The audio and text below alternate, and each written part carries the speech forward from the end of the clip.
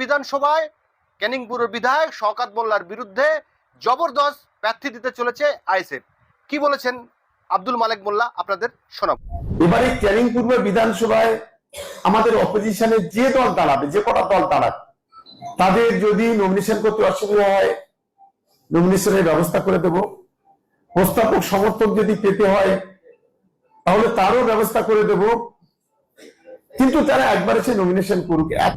এগুলো হচ্ছে লোক দেখানো কথাবার্তা। আমরা তো জানি ওই পঞ্চায়েতের সময় কি করেছে, নমিনেশন আটকানোর জন্য কি করেছে, সুতরাং ওরা নমিনেশন করে দেবে, এইসব কথাবার্তা শাসক দলের। এগুলো হচ্ছে গিয়ে উনি যেটা বলেছেন এটা ওনার নৈতিক দায়িত্ব, যেহেতু উনি শাসকে আছেন। বিরোধীরা যদি নমিনেশন করতে না পারে করানোর জন্য সহযোগিতা করে, সৌজন্য ভদ্রতার কথা ইনি ওটা ব্যঙ্গ করে জিনিসটাকে অন্যভাবে উপস্থাপন করেছেন, না পেলে আমরা দিয়ে দেবো।